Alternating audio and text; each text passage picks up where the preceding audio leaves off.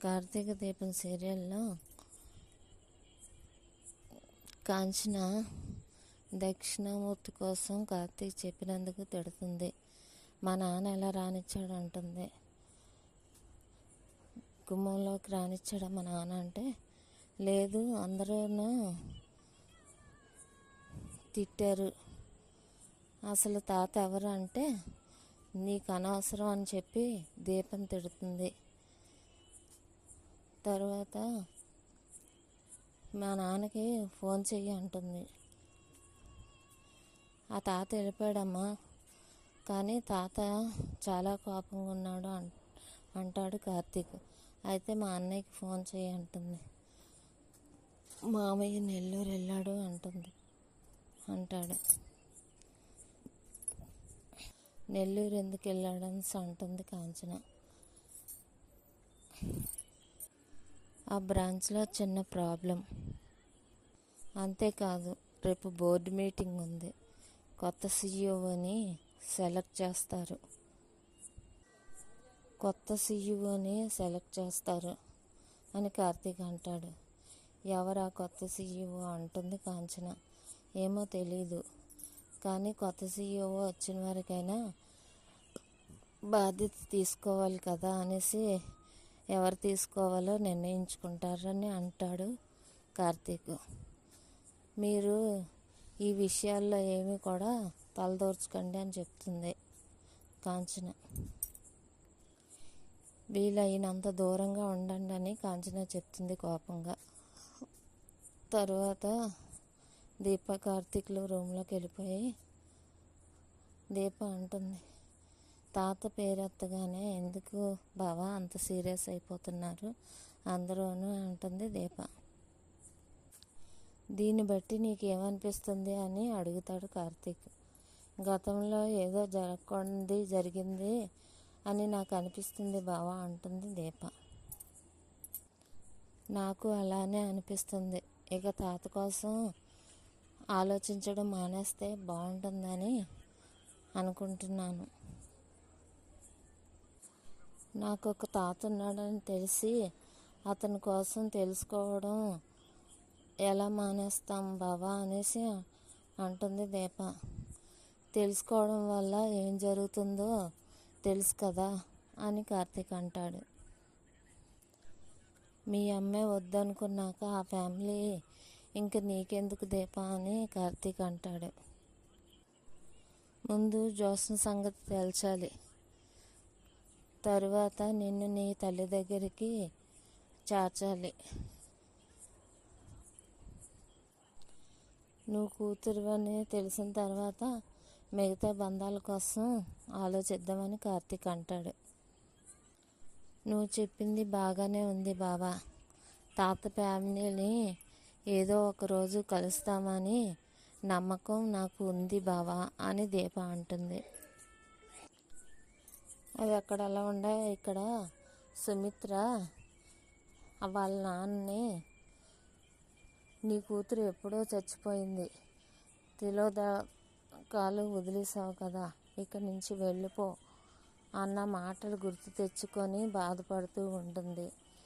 ఈలోగా జ్యోత్స్న పారిజాతం ఇద్దరు వాళ్ళ అమ్మకాసు చూసి, గ్రాని నువ్వు తాతను తీసుకురా, మన ప్లాన్ వర్కౌట్ చేద్దాం అని అంటుంది జ్యోత్స్న.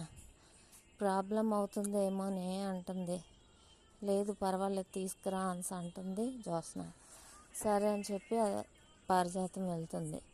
జ్యోత్స్న టిఫిన్ పట్టుకొని వాళ్ళ అమ్మ దగ్గరికి వెళ్ళి, అమ్మ టిఫిన్ తిను, పాత విషయాలు నీకు ఏమి అడగను, ఆ దక్షిణామూర్తి ఎందుకు వచ్చాడో ఏంటి జరిగిందో అలాంటి విషయాలు నిన్ను అడిగి నేను బాధ పెట్టను, కానీ నువ్వు ఇప్పుడు టిఫిన్ చెయ్యి అని చెప్పి టిఫిన్ తినిపిస్తుంది. నువ్వు ఎప్పుడు ఇలాగే ఉండమ్మా అని అంటుంది సుమిత్ర. నేను అలానే ఉంటాను, కానీ ఇప్పుడు ఆఫీసులో కొత్త సీఈఓ కావాలి. నీకు సీఈఓ కోసం ఒకటి చెప్పాలి. బోర్డు మెంబర్స్ బయట వాళ్ళు ఉండకూడదని అంటున్నారు. మన ఫ్యామిలీలోంచి నెక్స్ట్ CEO ఎవరు అవుతున్నారో నాకు తెలియట్లేదు అని జ్యోత్స్న అంటుంది. నీకెందుకు తెలియాలి అని తాత అంటాడు.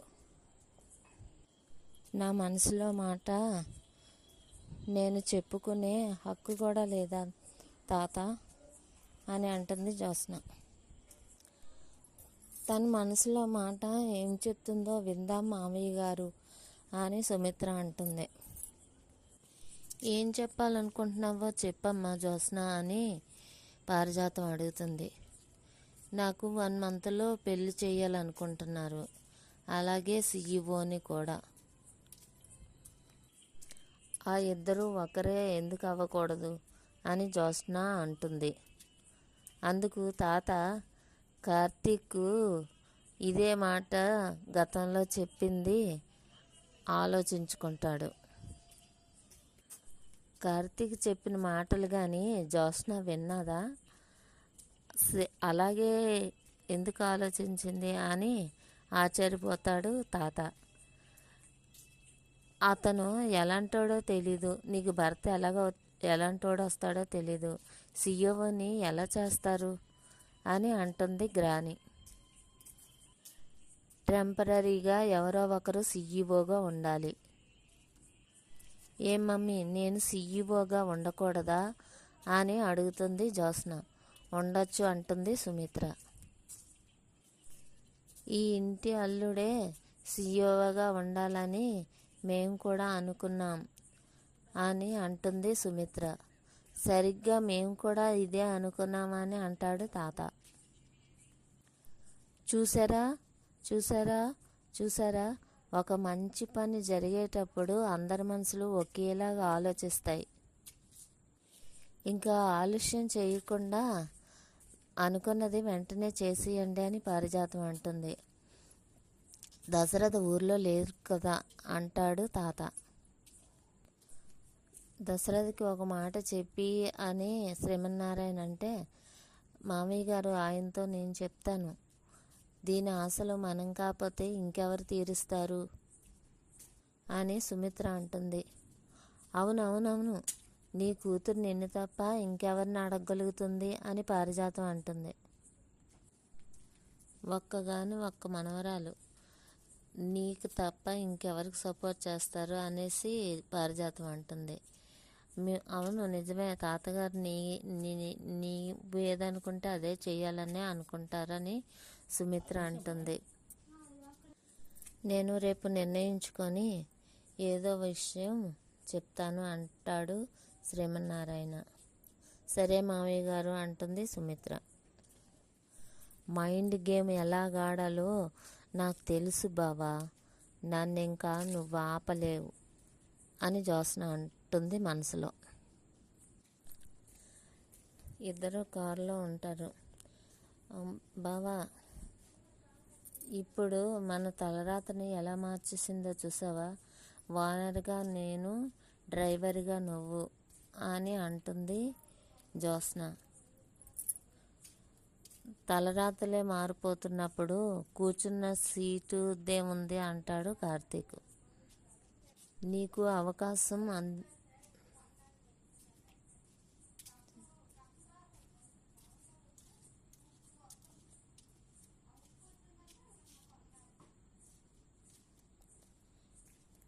అవకాశం అందుబాటులోనే ఉంది అని అంటుంది జ్యోత్స్న.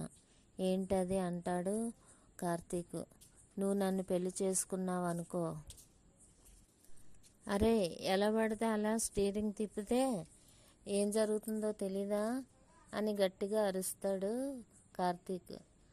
బావా, నేను ఇంట్లో చెప్పే వచ్చాను బావా అని అంటుంది జ్యోత్స్న. నిన్ను కాదు, వాన్నే తిట్టాను అంటాడు కార్తీక్. కానీ తగిలింది నాకు అంటుంది జ్యోత్స్న. ఓనర్లను తిట్టినంత నాకు ఇంకా ఏమీ రాలేదు. నా మెడలో తాళి కడితే ఓనర్ నువ్వే అవుతావు అంటుంది. బావా, నువ్వు నన్ను పెళ్లి చేసుకో బావా, చేసుకుంటే నువ్వు CEOవే అవుతావు. వా- ఈ కారుకి ఓనర్ కూడా అవుతావు అని అంటుంది జ్యోత్స్న. సీఈఓ నీకు అవ్వాలని ఉందేమో కానీ నాకు కాదు అని అంటాడు కార్తీక్. ఇలా చాలా మాటల యుద్ధాలు జరుగుతాయి. తర్వాత నేను నిన్ను మాత్రం వదిలిపెట్టను, ఎలాగైనా పెళ్లి చేసుకుంటాను అంటది జ్యోత్స్న. త్వరలోనే 1 రోజులు గడువెట్టాను కదా, మంచి కుర్రాన్ని చూసి నీకు పెళ్లి చేస్తాను తప్పనిసరిగా. నీ పెళ్ళి మా అత్త ఆశ, అందుకనే దగ్గరుండి మరి చేయిస్తాను అంటాడు కార్తీక్. ఈరోజు ఆఫీస్లో జరగబోయేది తెలిస్తే నేను అంటే ఏమిటో నీకు అర్థమవుతుంది బావా అని మనసులో అనుకుంటుంది జ్యోత్స్న. నేను అనుకున్నది జరగాలంటే బావని ఈ ఆఫీస్ నుంచి బయటికి పంపించాలి. ఇప్పుడు బావని ఎలా బయటికి పంపించడం అని ఆలోచించి, బావా కారులోని నా మొబైల్ ఉండిపోయింది, కొంచెం తీసుకొస్తావా అని అడుగుతుంది జ్యోత్స్న. ఇక్కడ ఏం జరుగుతుంది, నువ్వు నాకు ఏం చెప్తున్నావు అని అంటాడు కార్తీక్. మమ్మీ బీపీ షుగరు గంటకొకసారి చెక్ చేయాలని ఈ మొబైల్కి పెడుతుంది అని అంటుంది జ్యోత్స్న. ఆ రిపోర్టు నాకు మొబైల్లో పంపించమని చెప్పాను మమ్మీకి అని అంటుంది జ్యోత్స్న. ఇంత మంచి పని ఎప్పటి నుంచి మొదలు పెట్టారో అంటాడు కార్తీక్. నా మంచితనం కోసం నీకు ఇంకా తెలియట్లేదు బావా అంటుంది జ్యోత్స్న. ప్లీజ్ తాతయ్యకి చెప్పకుండా ఎల్లు బావా అని అంటుంది జ్యోత్స్న. సర్లే నేను మేనేజ్ చేస్తానులే అని చెప్పి, హలో 5 minutesలో వస్తాను బోర్డు మెంబర్స్ అని చెప్పేసి కార్తీక్ వెళ్తాడు. సార్ మన రెస్టారెంట్కి సీఈఓ కోసం చెప్పండి అని అంటాడు బోర్డు మెంబర్ శ్రీమన్నారాయణతో. లాభ నష్టాల కోసం తర్వాత మాట్లాడుకుందాం సార్ అంటాడు బోర్డు మెంబర్. అవును, మీరు కొత్త వాళ్ళని పాత వాళ్ళని బయట వారిని సీఈఓగా వద్దని బోర్డు మెంబర్స్ నిర్ణయించుకున్నారు. అందుకనేసి ఇప్పుడు పాత సీఈఓ శ్రీధర్ గారికి ఆరోగ్యం బాగలేదు కాబట్టి ఆ పదవిని కొనసాగించడానికి ఇంటర్వ్యూస్ తీసుకొని మనం అందరూ నిర్ణయించుకొని ఒక మనిషిని సెలెక్ట్ చేద్దాం. ఈలోపు జ్యోత్స్న రెస్టారెంట్కి నా మనవరాలు జ్యోత్స్నయే సీఈఓగా ఉంటుంది అని అనౌన్స్ చేస్తాడు శ్రీమన్నారాయణ. అక్కడ కార్తీక్ కారు దగ్గరికి వెళ్ళి ఫోన్ చూస్తాడు, కానీ ఫోన్ కనబడదు. జ్యోత్స్న కావాలనే నన్ను ఇక్కడికి పంపించింది, జ్యోత్స్న ఏదో చెయ్యాలనుకుంటుంది, ప్లాన్ ప్రకారంగా నన్ను బయటికి పంపించింది అని అనుకుంటాడు. ఇక్కడ జ్యోత్స్న ఏమో బావా ఫోన్ నా దగ్గరే ఉంది, నువ్వు వచ్చేలోగా జరగాల్సిందంతా జరిగిపోతుంది, నేనే సీఈఓని అవుతాను అని మనసులో అనుకుంటుంది జ్యోత్స్న. ఇక్కడ తాత ఫార్మాలిటీస్ అన్నీ పూర్తి చేసి రేపు సంతకాలు పెట్టి జ్యోత్స్నని ప్రకటిద్దాం అని అంటాడు శ్రీమన్నారాయణ. సార్ అందాక ఎవరినైనా పెట్టచ్చు కదా అని ఒక బోర్డు మెంబర్ అంటే, ఇంకో బోర్డు మెంబర్ అంటారు గతంలో తప్పులు చేసిన వాళ్ళు ఇప్పుడు సరిదిద్దుకొని కరెక్ట్గా చేయలేరా అని. జ్యోత్స్న శ్రీమన్నారాయణ మనవరాలే కదా, మరి మనం సెలెక్ట్ చేయకపోతే ఇంకెవరు అనేసి అంటాడు ఆ బోర్డు మెంబరు. అది విని కార్తీక్ ఇతన్ని జ్యోత్స్న కొనేసుకున్నదని అర్థమవుతుంది అని మనసులో అనుకుంటాడు. మీరు చెప్పింది కరెక్టే, కొత్త సీఈఓ వచ్చిన వరకు జ్యోత్స్నే సీఈఓ అని అంటాడు తాత. రేపు రాబోయే రోజుల్లో జ్యోత్స్న సెలెక్ట్ చేసిన వాడే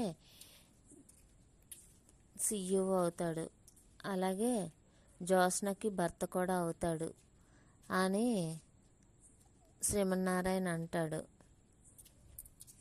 సరే రేపు మీటింగ్లో కలుద్దాం అనేసి అంటాడు శ్రీమన్నారాయణ. మొబైల్ చూపిస్తూ బావా మొబైల్ దొరకలేదా అని వెక్కిరిస్తూ నాకు చాలా హ్యాపీగా ఉంది అనేసి అంటుంది జ్యోత్స్న. అయితే నువ్వు కావాలనే పంపించావు కదా, నీకు ముందే తెలుసు కదా అనేసి అంటాడు కార్తీక్. అవును బావా అంటుంది జ్యోత్స్న. ఆట మీరు ఎప్పుడో మొదలుపెట్టారు, నేను ఇప్పుడు మొదలుపెట్టాను. ఈ విషయం దీపక్కి కూడా చెప్తే చాలా సంతోషిస్తుంది అని దీపక్ ఫోన్ చేస్తుంది. దీపక్ ఫోన్ చేయగానే దీపేమో ఇదేంటి తింగర్ది నాకు ఫోన్ చేస్తుంది, ఇది ఏదో చేసింది తింగర్ది అనేసి ఫోన్ ఎత్తుతుంది. ఫోన్ ఎత్తి చెప్పండి మేడం గారు, పెద్ద మేడం గారు అనేసి అంటుంది. దీప ఫోన్ తీసుకెళ్ళి మా అమ్మకి ఇవ్వు అనేసి అంటుంది. ఎందుకు నువ్వే చేయొచ్చు కదా అంటే నా సంతోషం అందరూ వినాలి కదా, అందుకనేసే నేను చెప్పింది చెయ్యి, వెళ్ళే ముందు మా అమ్మకి ఇవ్వను. కానీ అమ్మగారు పెద్ద మేడం గారు ఫోన్ చేశారు అని చెప్పి ఫోన్ ఇస్తుంది. మమ్మీ ఫోన్ దూరంగా పెట్టి స్పీకర్ ఆన్ చెయ్యి అనేసి అంటుంది. అప్పుడు స్పీకర్ ఆన్ చేస్తుంది సుమిత్ర. మమ్మీ జ్యోత్స్న రెస్టారెంట్ సీఈఓగా నన్ను ప్రకటించారు అని చెప్తుంది జ్యోత్స్న. కోర్స్ కొత్త సీఈఓ వచ్చే వరకు అందాక బాధ్యతలు తీసుకోమన్నారు. తరువాత నాకు మంచి జాబ్ కూడా ఇస్తానన్నారు. ఇదంతా నీ వల్లే సాధ్యమైంది మమ్మీ. తాతకి ఏం చెప్పావో కానీ నేను అనుకున్నట్లే అయ్యింది అని అంటుంది. నువ్వు సంతోషంగా ఉన్నావు కదమ్మా అని అంటుంది సుమిత్ర. నేను ఇంటికే వస్తున్నాను మమ్మీ, చాలా సంతోషంగా ఉన్నాను, చాలా హ్యాపీగా ఉన్నాను. వచ్చే వరకు కూడా హోల్డ్ చేయలేకపోయాను, అందుకనే నీతో షేర్ చేసుకున్నాను, బయలుదేరుతున్నానని చెప్తుంది జ్యోత్స్న. రవ్వ కేసరి తినాలనుంది, దీపతో చెప్పి చేయించవా మమ్మీ అనేసి అంటుంది. చేస్తుంది లేవే అంటుంది సుమిత్ర. చూస్తున్నారా అత్తయ్య గారు ఎంత అల్లరి చేస్తుందో జ్యోత్స్న అని అంటుంది సుమిత్ర. చూస్తున్నాను అంటుంది పారిజాతం. దీప విన్నావు కదా, వెళ్ళి రవ్వ కేసరి చెయ్యు, నెయ్యి కొంచెం తక్కువగా అయ్యు, నెయ్యి ఎక్కువ వేస్తే జ్యోత్స్నకి ఇష్టం ఉండదు అని అంటుంది సుమిత్ర. అలాగే అమ్మ చేస్తాను అంటుంది దీప. దీప వంటగదిలోకి వెళ్తుంది. దీప వెనకాతలే పారిజాతం కూడా వస్తుంది. దీప ఈ జ్యోత్స్న ఏంటి ఇంత షాక్ ఇచ్చింది అని అంటుంది పారిజాతం. ఇదంతా రాత్రి బావా నీతో చెప్పలేదా అంటుంది పారిజాతం. అది పెద్దయ్య గారి ఇష్టం, అది అయ్యగారి ఇష్టం, బావేం చేస్తారు అని అంటుంది దీప. ఇంక ఏమీ చెయ్యలేరే సుమిత్ర కూతురా అని మనసులో అనుకుంటుంది పారిజాతం. అప్పుడంటే నా చేతుల నుంచి తప్పించుకున్నా, ఇప్పుడు నిన్నెవరూ తప్పించలేరు, ఎందుకంటే మేం చేసిందే జరుగుతుంది అని అంటుంది మనసులో పారిజాతం. అప్పుడైతే కుబేరుడు కాపాడాడు, ఇప్పుడు నేను కాపాడిన వాళ్ళు ఎవరు లేరు అని మనసులో అనుకుంటుంది పారిజాతం. ఇక్కడ వెళ్ళకుండా అక్కడ కార్తీక్ శ్రీమన్నారాయణతో, సార్ మీరు నిర్ణయించిన నిర్ణయాన్ని మేము కాదనకూడదు, కానీ మనం అనుకున్నదేంటి మీరు చేస్తున్నదేంటి అని అంటాడు కార్తీక్. మనం అనుకున్నది ఇది కాదు, నేను ఈ నిర్ణయం తీసుకున్న వెనుక 2 కారణాలు ఉన్నాయి అని శ్రీమన్నారాయణ అంటే, ఒక మనిషి ముందు నష్టం తలపెట్టినప్పుడు మళ్ళీ అదే మనిషిని సీఈఓ చేయడం ఎంతవరకు కరెక్టు అని అంటాడు శ్రీధర్. నేను ఆ మాత్రం కూడా ఆలోచించను అనుకున్నారా అనేసి అంటాడు శ్రీమన్నారాయణ. మరి ఆలోచిస్తే మరి ఇలా ఎందుకు చేశారు తాత అంటాడు కార్తీక్. బోర్డు మెంబర్స్ ఏమని